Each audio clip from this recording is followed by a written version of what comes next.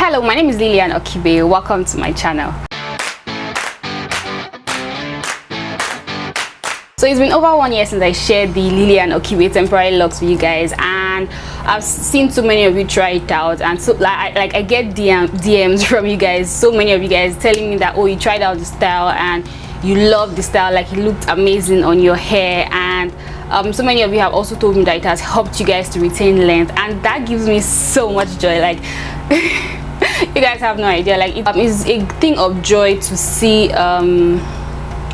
something I share with you guys helping you guys out. So I'm so thankful for all the feedbacks I've been getting from you guys, and some of you have even recreated videos on it. Like that's how amazing you guys are. Some people have not still been able to get the style on their hair, so I just felt like I should come on here and do a tutorial where I address some of the mistakes that I've been seeing you guys make, and like basically just tell you like what it is that you're doing wrong. If that's something that you're interested in, then please keep on watching. So the first step that you need to do when you're doing the temporary locks on your hair is that you want to start on frizzy hair. The frizzier your hair, the better.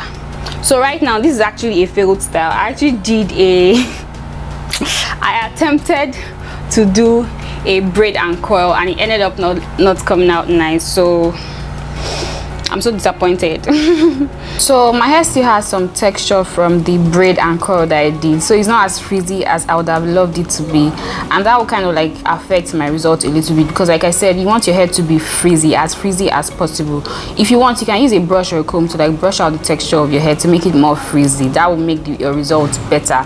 But you guys know that I try as much as I can to reduce how often I use a comb or a brush, so that's why I'm not going to be doing that today.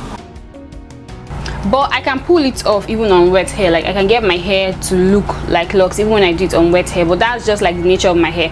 So depending on how kinky your hair is, you may want to do it on like old frizzy hair or something like that. You want to do it when your hair looks frizzy. Basically you do it any size of choice.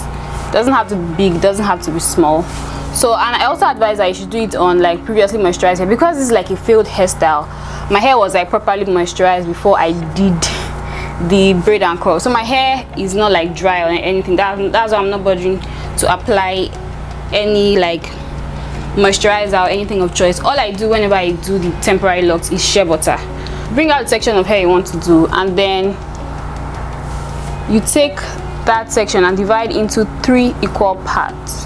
After dividing it into 3 equal parts, then you just start to braid like how you normally braid your hair, regular braids. You want to be braiding relatively tight at the root.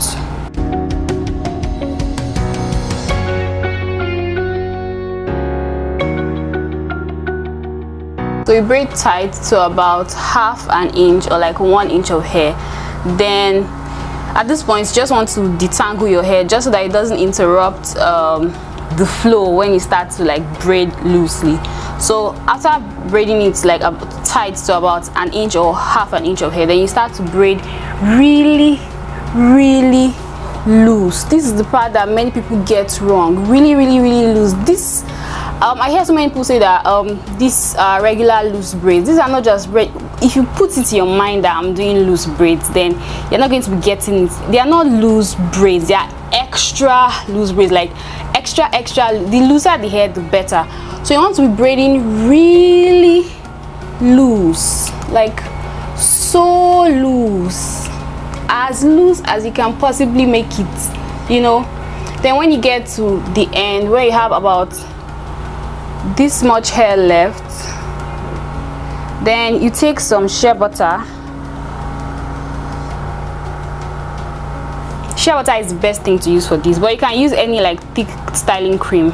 You take some shea butter, apply on the ends, and just twirl the hair around your finger. Twirl until when you feel like it's in place. Then that's it. Like if you look at it, if after braiding your hair you can see, like easily see the texture of the braids, then you've not done it correctly. Then you have to braid even looser. Do it again, braid it even looser. So you, at the end of the day, your hair should look like this. Like you will be it should be difficult for you to see the texture of the braids. That's a good base for it. Then you just go ahead and twirl the hair around your finger.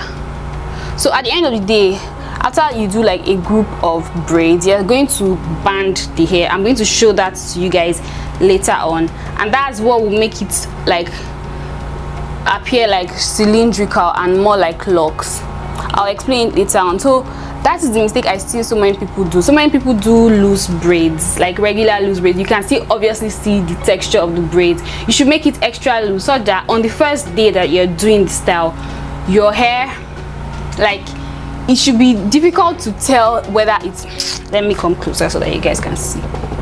Like, look at this. Just take a look at how it is. It should not be so easy for you to tell that it's a braid. Like, it should be this loose. Now when you make it this loose, you're going to have more shrinkage, obviously, but that's the point. That's the idea of the style, for your hair to shrink and like look like it's locks. That's the idea. So let me show you guys what I'm doing up close. So you start by braiding the hair relatively tightly from the root. You braid to about 1 inch of hair, and then you start to braid really loose, like so loose. It actually helps to detangle your hair before you start braiding, just so that like it will not you will not have to detangle while you're braiding, because that will like interrupt the flow, and then you might not be able to make it loose, especially if it's your first time doing it. But like obviously I did not do that, so don't do this. Detangle your hair before you start to braid. So you are braiding very loose, like extra loose.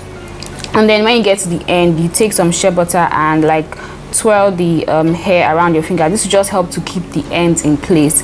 Now I see some people twisting the ends. If you twist the ends, then you are going to have twist at the ends, and then it's not going to blend to look like locks. So it's better for you to twirl the ends instead of twisting the ends. And then you just go ahead and like twirl the hair. Then you take your hair tie and band, like when you finish like a group of braids, you take the hair tie to band it. Now you should not be banding, don't band it for long. So you're basically just banding the hair to help it to look a little bit more cylindrical, because you're braiding really loose, you may have some spaces in the braid. So the purpose of banding it is just to like close up the space so that everything looks uniform. It's not to stretch the hair. Like I said, shrinkage is part of the style. The fact that your hair shrinks will actually make it look more like locks. So like the idea is not to stretch the hair, and that's why I'm not banding it for long. I'm just banding it until when I'm done doing all my hair, just to close up the space that the braid the loose braids like gave before. So yeah, this is what it looks like. Then I continue to braid. When I finish braiding a group, then I band it all over again until I'm done doing my hair. So that's basically what I'm doing here. Like I mentioned earlier, you can see the hair that I've not braided above. You can see that I still have some texture of the braids in my hair. So actually this is not the best it can possibly be. Like if you watch my previous temporary locks video, you see that my hair actually looked more like locks on day one in those videos, because I started on a good base of frizzy hair. So now, because I have some texture in my hair, like the result is not going to be the best that it can possibly be, but as it ages, it's going to look even better.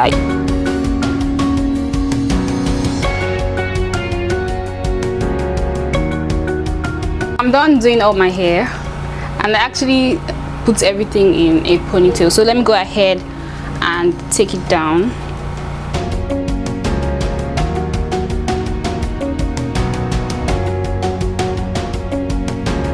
You can see like how it is on day one. It already looks like locks on day one, and it will only get better. Like it will only look more and more like locks as it ages.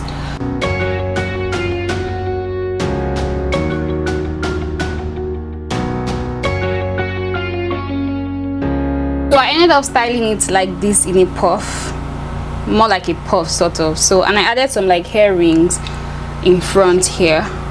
So this is the finished look. The thing about this style is that you can style it up and you can style it down. Like you can dress it up, dress it out. It can be worn formally. Like as you guys can see here, I styled it in a bun. You get to basically have the lock look without the commitment. So if you're someone that likes the lock look but you really do not want the commitment of having to have your hair look a certain way all the time, this is a perfect style for you. And your hair is not going to tangle in the style if done correctly. So with that, we've come to the end of this video. If you enjoyed it, don't forget to give it a thumbs up, and if you're not subscribed to my channel already, make sure you subscribe. Thank you so much for watching. See you in my next video.